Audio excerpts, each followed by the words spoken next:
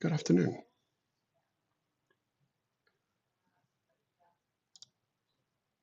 Welcome to today's CI Tools webinar.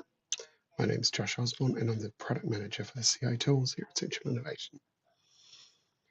This is a weekly webinar that we run to talk about things to do with the CI Tools. And this week we're going to be having a look at some more things to do with the coverings tool. Specifically, we're going to look at working with styles.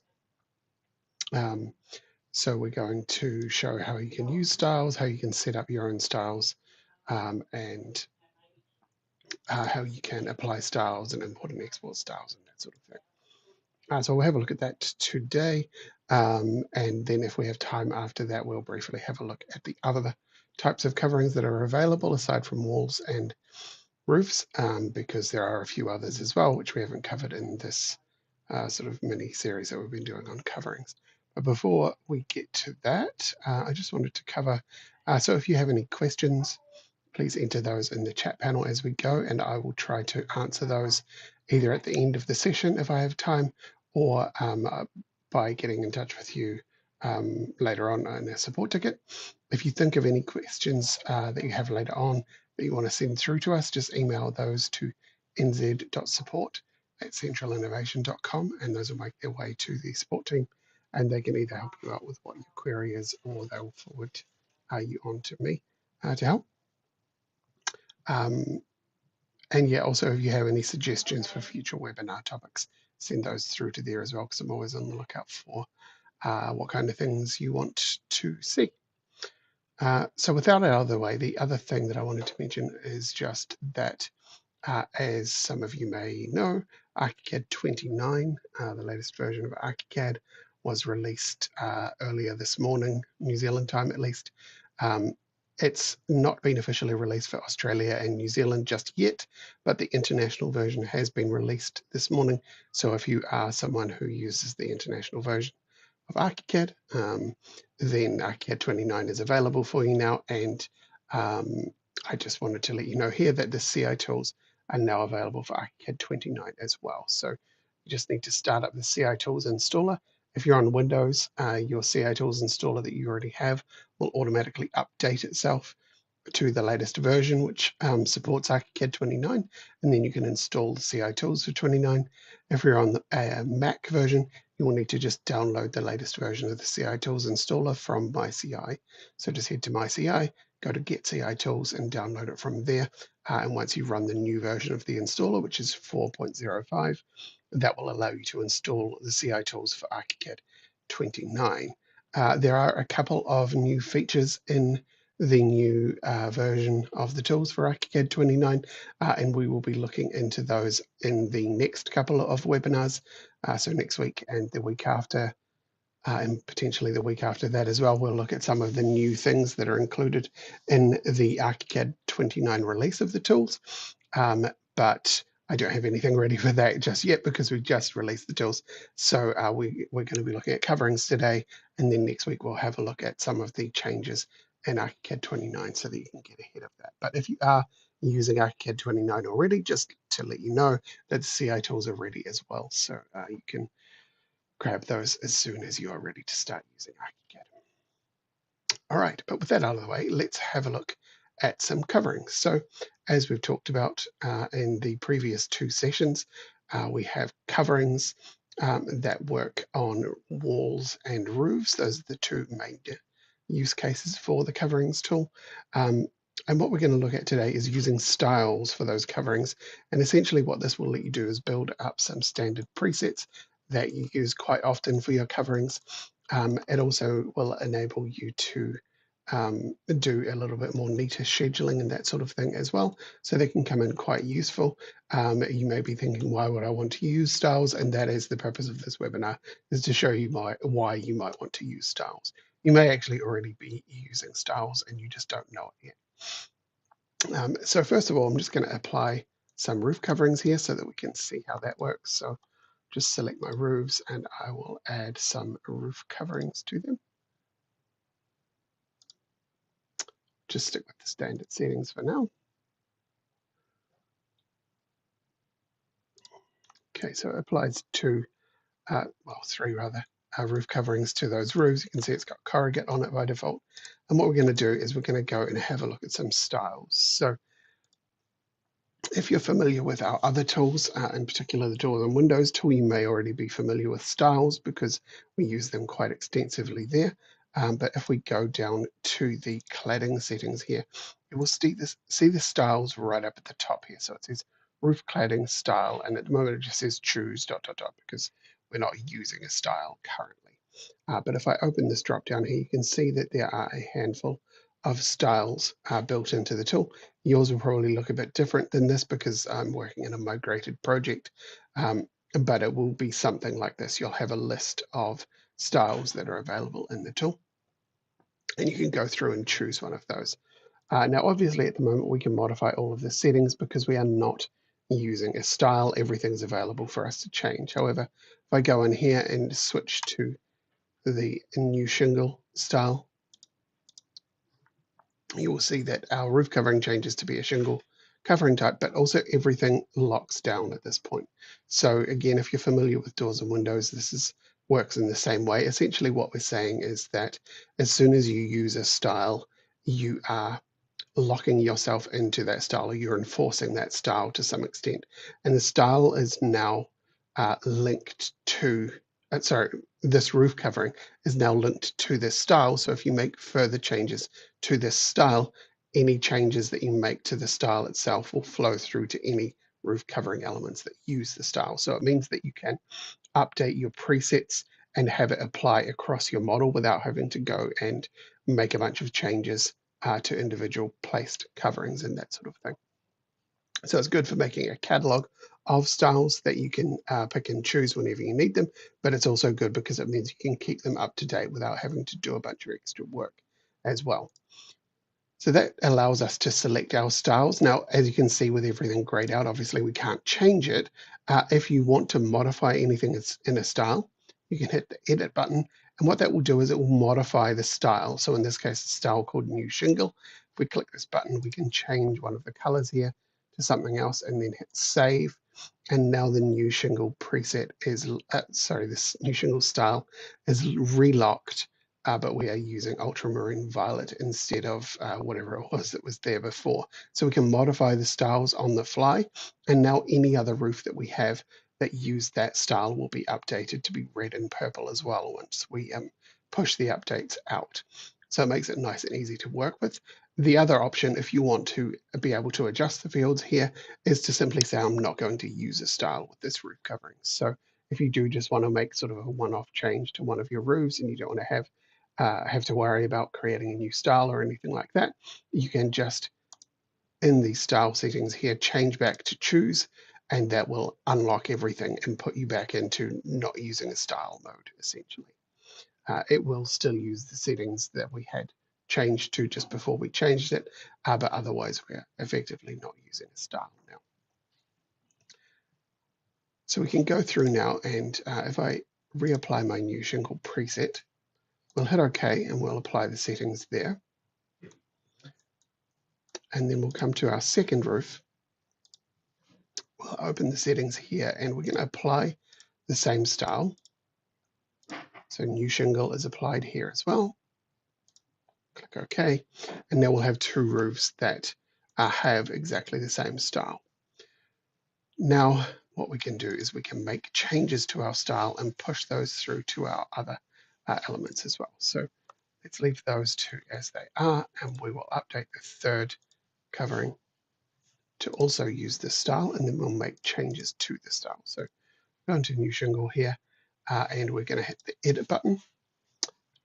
And here we will make the shingles thicker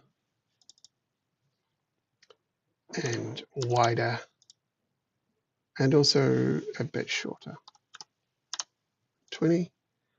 And then we will change the paint that is on them so it's nice and easy to spot the change that we've made.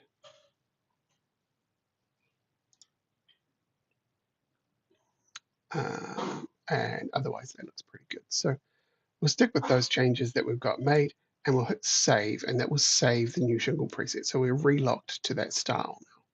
So if I hit OK, you'll see that that has updated its style. So we now have the different colors, and we have these shingles which are much wider but also shorter, but the other two haven't changed yet. So if I go into the settings for this one, you'll see that as we open the settings, it shows us the new styles. So it picks up the new style right away in the settings, and if we hit OK, it will essentially save those changes, but you don't want to have to go through and do that with all of your roof coverings.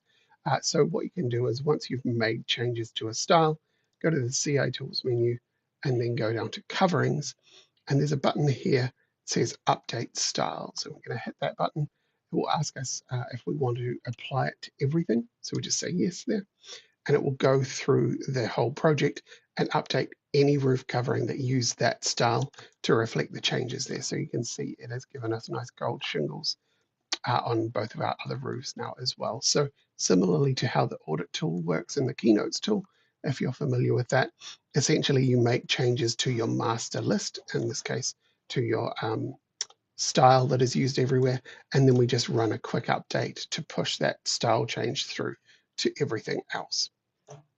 So it makes it nice and easy to work with. And it also means that you and everyone else that you're working with can go through and use the same styles that you've preset up in advance.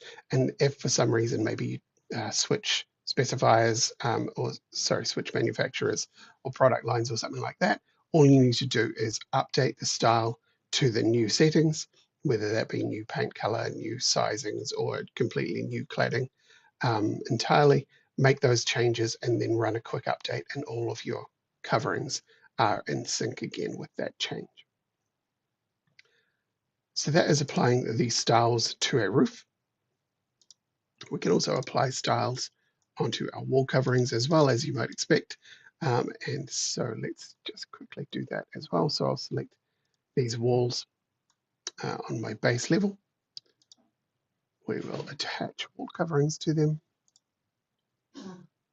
Just use the default settings to start.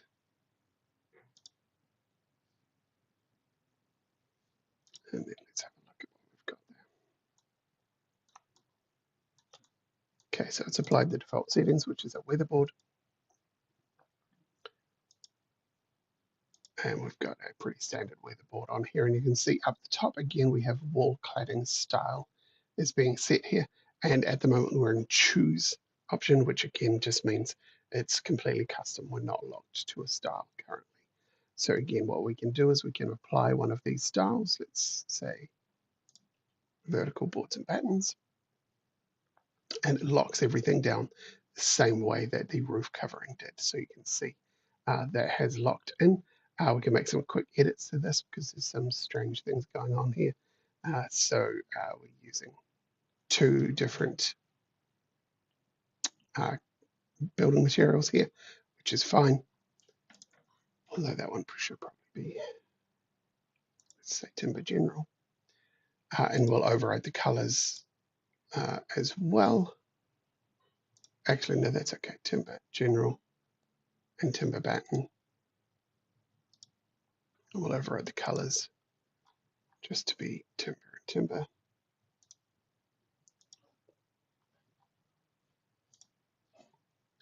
Okay, and we'll save that style change and hit OK.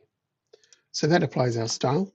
And again, we have essentially locked this wall covering to use that style now.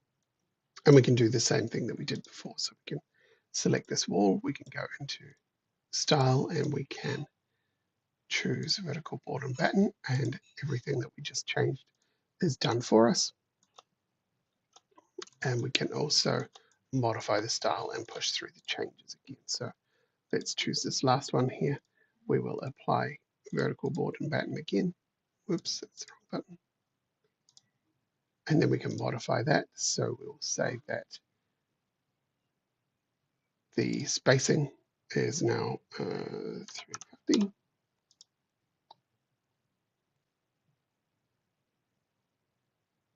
And the battens are 75. And just to make it easy to spot, we'll change the color of one of these. And then we'll save that change. So this will apply the style to that wall, but with the changes that we made, so you can see that they are less spaced out now, and we've got a different surface color on those buttons. And now we can enforce our style change and push it through to all the rest. So you can see these two haven't updated yet. We'll just do the same thing as before. So the CI Tools menu, coverings, update styles, say that we want to apply to everything. Obviously, what this is saying here is that there's nothing selected, so it's going to apply to the whole project. If you instead had an element selected, so one of these coverings selected, it would just update that one style. So we're going to do the whole project, so it will search for any coverings that it finds and updates them. So you can see that we now are using the same settings on all three of our wall coverings. So it works in the same way as the roof covering did, making it nice and simple to work with. Now, the other thing that styles are useful for are for scheduling. So we have parameters available in the wall and roof coverings for scheduling purposes, and they are all output by their style and matched to their style as well, so that you can collate those together so that you can see quantities of, say, the amount of boards and battens you have and the amounts of bricks and blocks, even if they're on the same cladding. So for instance, we could select these two and say that we want to split at sill heights. We'll go into the cladding below sill height, and instead of choosing vertical board and batten, we will choose bricks. Let's just quickly modify that. So I think there's a brick. Yeah, there we go.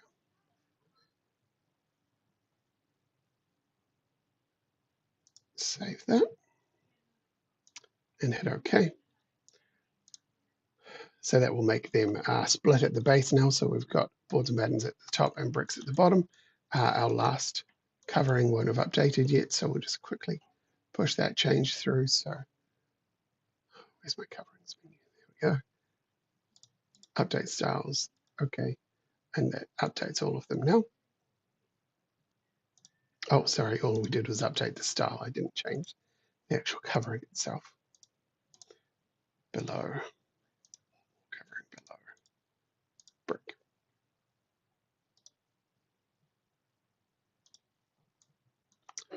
There we go. So they're all set out the same way now. So now what I can do is I can create a schedule so that we can work with that there. I'll just open up one of these and then create a new schedule.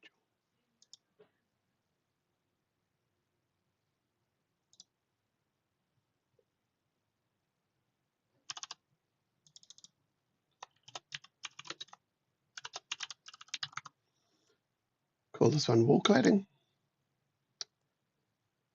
Element type is, let's just say the element type is wall coverings because that makes it nice and easy.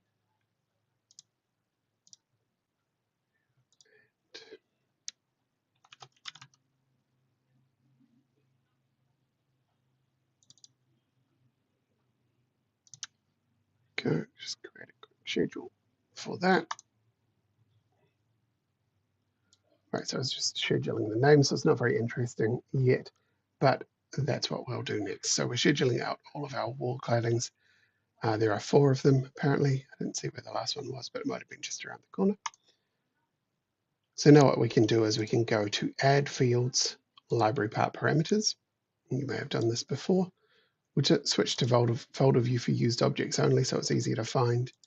And then we'll go to CI Tools Coverings, CI Tools Library Coverings, CI Tools Wall Covering. And that will show us the list of parameters that are available. And we just need to scroll down to the parameters that are starting with the word cladding.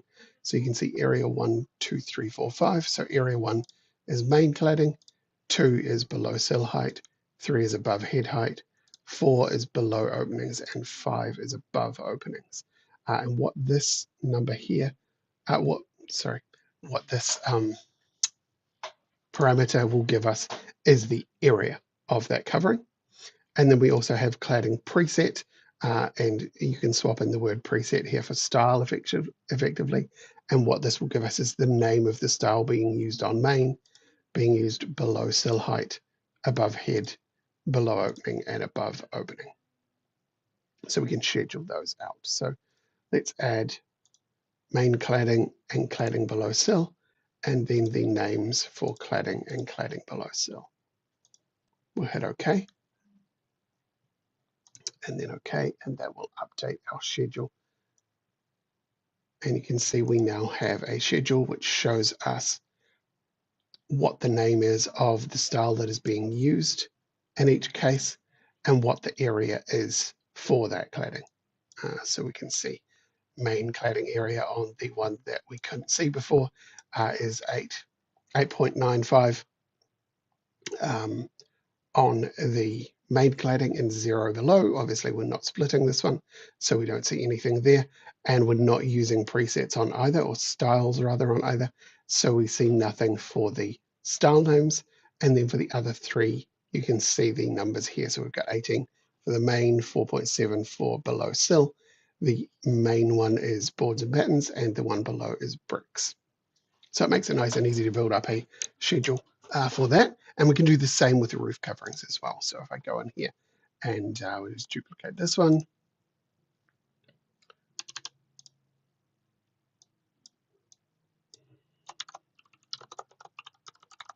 Actually, there's not really any reason to duplicate. We'll just create a new one. In this case, we'll say that instead of wall coverings, we want roof coverings instead. So we'll choose those. Let's add in the name again to start. And open that one up. Okay, so that gives us 3 roof claddings. And now we can go again. So we go through add library part parameters. We'll narrow this down to used objects and then go to coverings, to tools library coverings, choose the roof covering. And this time we want to look for, they have a slightly different name, these calc values here. So you can see there's quite a few of them available for all of the various types of things that you might want to schedule. In our case, we will just go for the roof area. So we'll say calc roof area.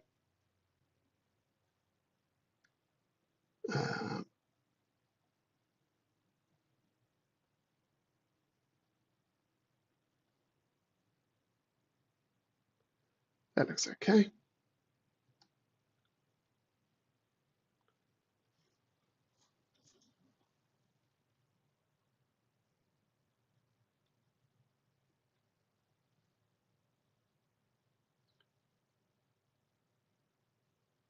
And then we should be able to grab the style as well. I'm just forgetting what the parameter is called, sorry.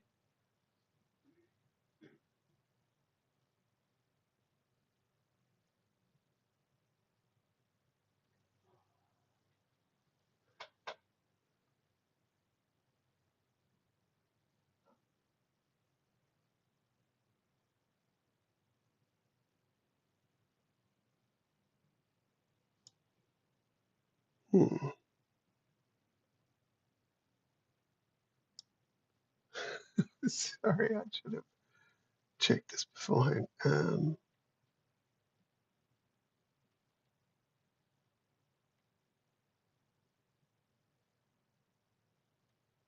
Got building material there.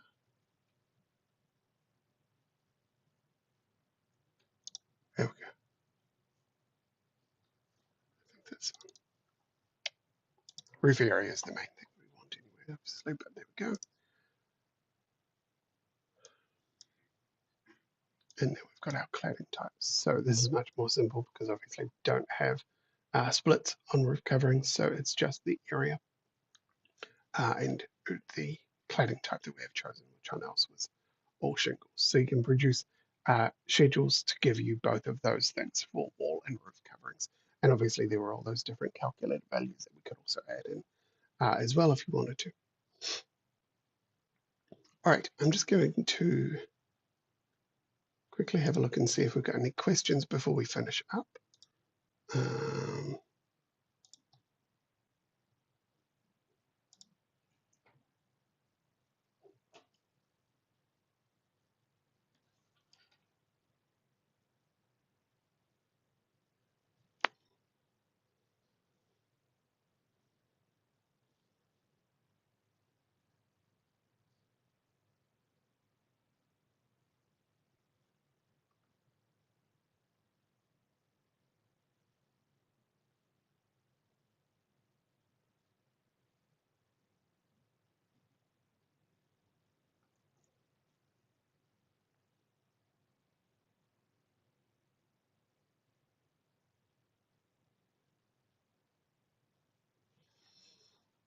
All right, looks like we don't have any questions for today.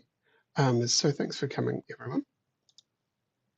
As I said, next week we will start looking at some of the new stuff that is available in ArchiCAD 29 in the CI tools. That is, we're not going to be looking at just ArchiCAD 29 functionality. So we'll be going through that there. But if you are using ArchiCAD 29 already, or if you're thinking about using it pretty soon, the CI tools for that are available already. Just grab those from the CI tools installer. If they don't show up in the installer for you and you're on a Mac, you just need to grab the latest version. So log into MyCI and head to the Get CI Tools section there to get those. If you have any trouble, email us at nz.support@centralinnovation.com. And if you have any further suggestions for tools topics, you can send those through to there as well. Otherwise, that's it from me. Thanks for your time, everyone, and I'll catch you at the next one.